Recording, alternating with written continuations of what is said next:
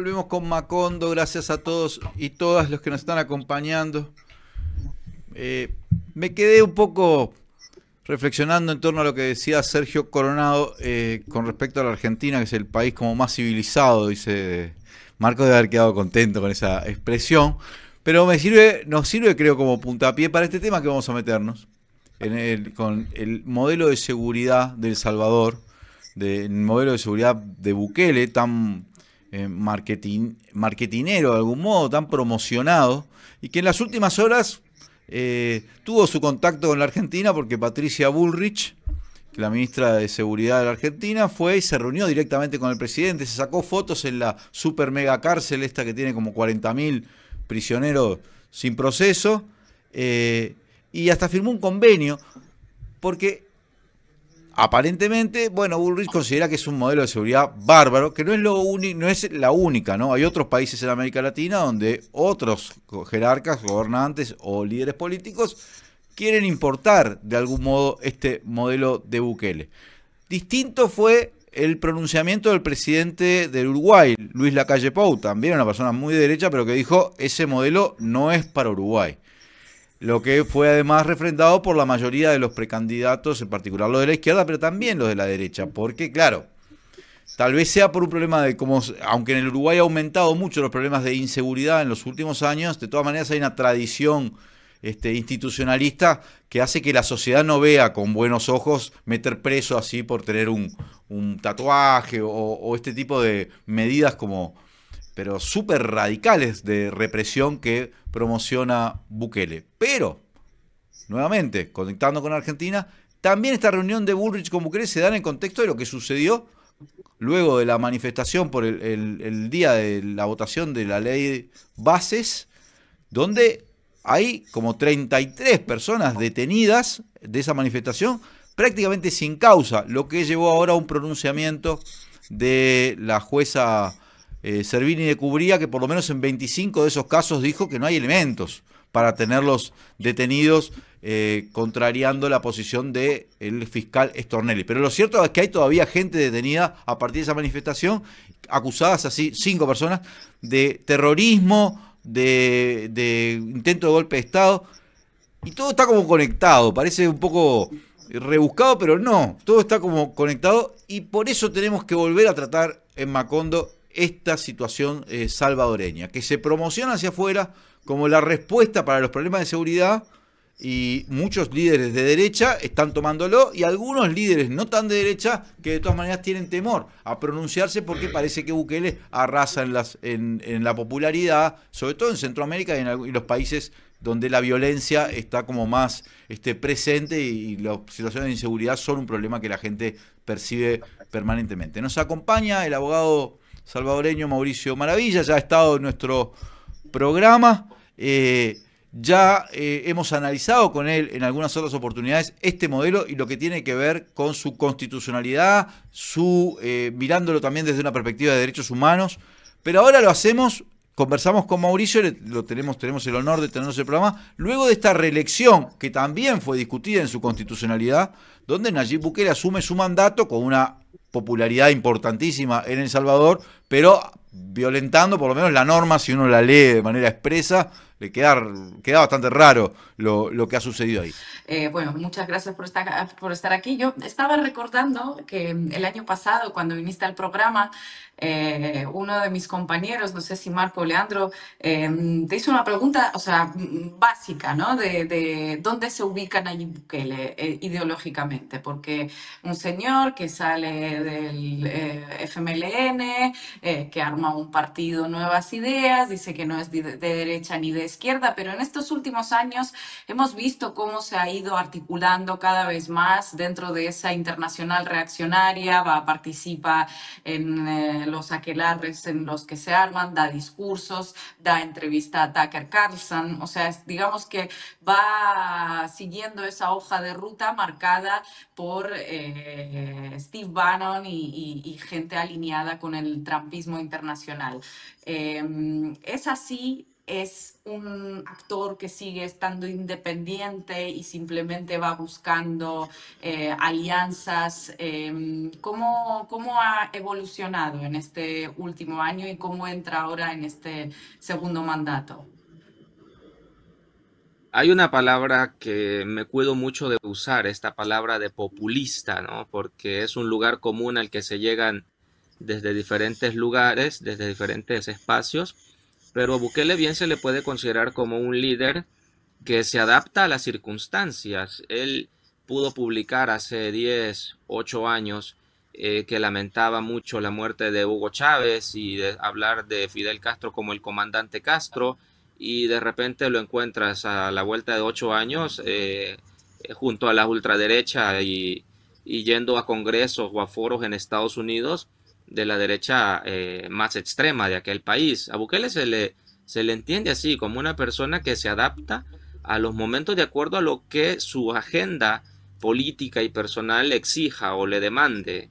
Entonces no podemos ubicarlo, digamos, desde un punto de vista ideológico en la izquierda en absoluto, pero por el comportamiento y por todo lo que ha demostrado sí que se acerca mucho a la derecha, ¿no? Además su modelo económico, que ese sí creo que es un modelo, a diferencia del de seguridad, que me parece más medidas arbitrarias, en el tema económico sí parece tener un modelo neoliberalista, activista incluso que el que tuvo el partido Arena, que es el partido tradicional de derecha en El Salvador. Bukele invita constantemente a inversionistas a venir a tomarse la costa salvadoreña o a venir a hacer inversiones y no pagar impuestos, cuando aquí la gente en el centro de San Salvador, que tenía sus ventas ambulantes, ha sido desalojada de manera arbitraria y escondida lejos de los reflectores, de las luces y de los palacios que a Bukele le gusta iluminar. Entonces, ese sí parece que es un modelo económico que refleja bien lo que Bukele es. Mauricio, te lo pregunto desde Argentina y de alguna manera quisiera que respondieras pensando en una audiencia argentina, más allá también evidentemente, pero si puedes profundizar un poco más en lo que es efectivamente el modelo, si es que se puede aplicar esa palabra, de seguridad de Bukele, como para entender, porque de afuera se le ve como el brillo de, bueno, bajó la inseguridad, pero ¿qué implica internamente? ¿Qué es esto de las detenciones masivas, las megacárceles? Para que, digamos, desde afuera se vea, digamos, lo que no se conoce, que es, digamos, la cara oculta, que ahí en El Salvador conocen de sobra. Bueno, lo que no trasciende a los titulares internacionales, por lo menos no con la dimensión con la que sí trascienden las declaraciones o las fotos del equipo de comunicaciones de Bukele, es que en El Salvador hace exactamente 14 años, un día como hoy, hace 14 años, a unos kilómetros de acá de donde estoy ahora, la pandilla 18 detuvo un microbús, un colectivo, como dirían ustedes, y le prendió fuego con todas las personas dentro. Eso eran las pandillas en El Salvador. Eso hacían las pandillas en El Salvador. Evidentemente, nadie que conozca medianamente la historia de El Salvador puede asumir una defensa de esos grupos que eran considerados en todas reglas como terroristas, ¿no? Arena y el FMLN en las últimas décadas entablaron negociaciones con las pandillas porque les dieron el carácter de fuerzas con un poder político en el territorio muy importante. Ningún candidato podía entrar haciendo campaña a un territorio si las pandillas no lo permitían o no lo avalaban.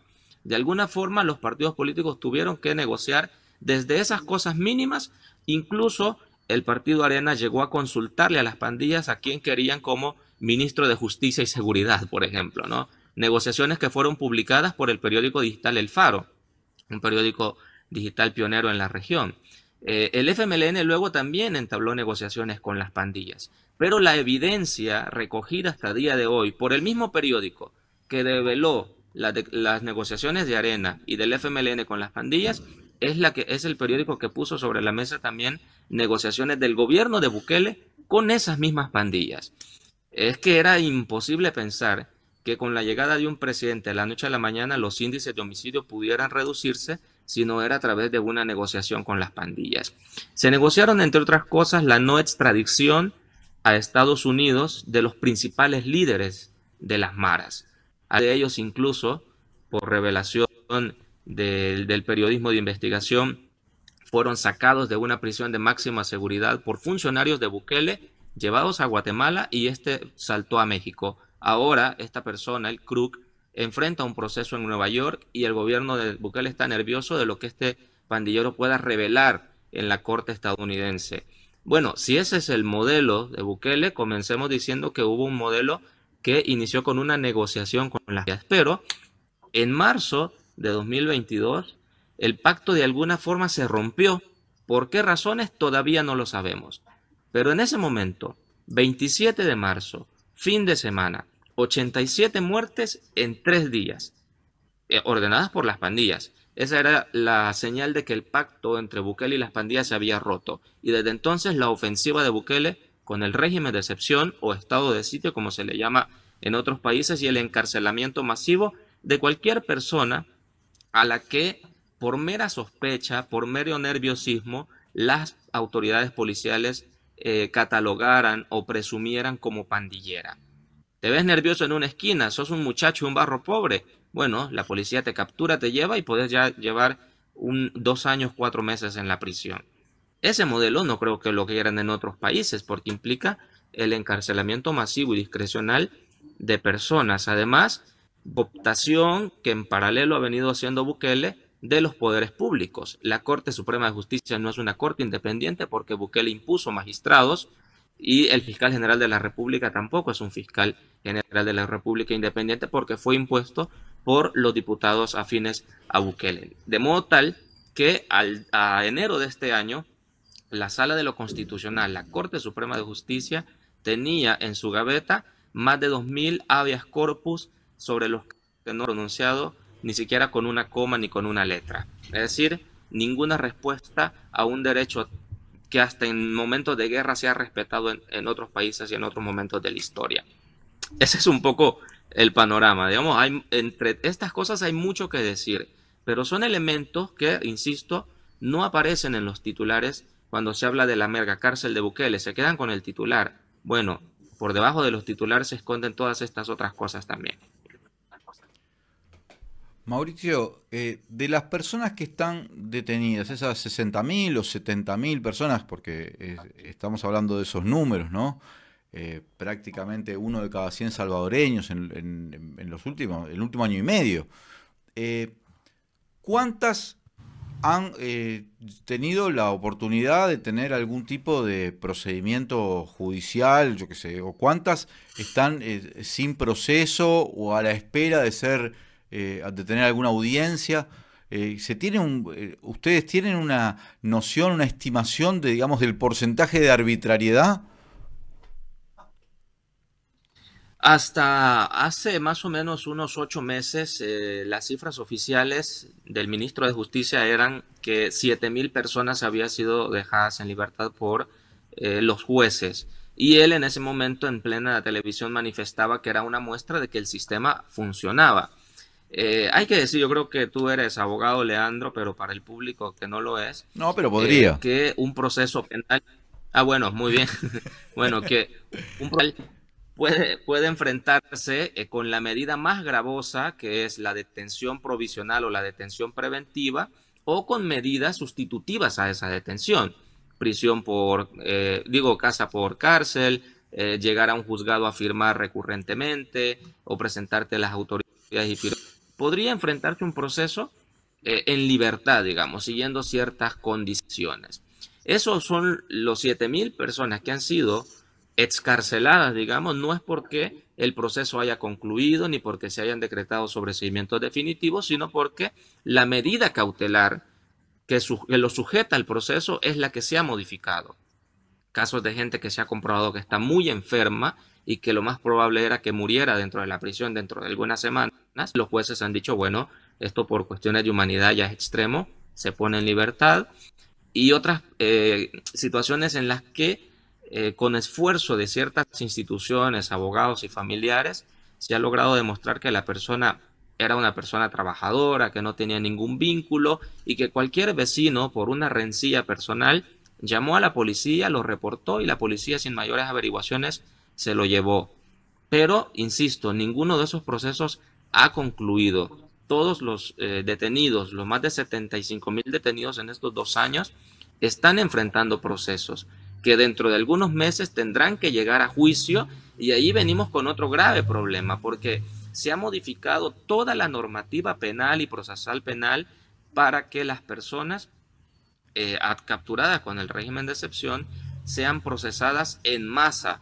Por ejemplo, si la fiscalía no tiene la capacidad de individualizar que la persona X cometió un homicidio, entonces dicen, bueno, ahora las reglas es que vamos a acusar a la clica, a la pandilla de esa zona por un homicidio, y miembros de esa clica van a responder por ese homicidio. ¿Qué es esto? Es una locura en términos de derecho penal, pero eso es lo que ha aprobado Bukele y sus diputados en los últimos años. Mauricio, nos estamos quedando sin tiempo, sin embargo nos queremos despedir de ti sin hacerte esta última pregunta. Antes voy a despedirme, sí, de los que nos siguen por DirecTV, porque ahí sí que nos van a cortar ahora enseguida. Nos vemos el próximo jueves de Macondo. Y si quieren escuchar la respuesta a la pregunta que le vamos a hacer a Mauricio, pueden seguirnos, continuar por Caras y Caretas de YouTube. Es un buen gancho Acaba de ese. asumir, ¿verdad? Acaba de Muy bien. asumir su segundo mandato. Hace unos días salió una encuesta de Gallup, una encuestadora seria, que muestra que tiene 92% de evaluación positiva de su gestión. En su discurso de inauguración ha hablado también de mejoras económicas, ¿no?, en las que supuestamente se van a centrar ahora. Te quería pedir un pronóstico, ¿cómo ves cómo va a ser este gobierno? ¿Cómo va a ser la vida en El Salvador en estos próximos años? ¿Qué es lo que esperas tú y qué es lo que, bueno, espera un salvadoreño que forma parte de ese 92% de los que aprueban la gestión de Bukele?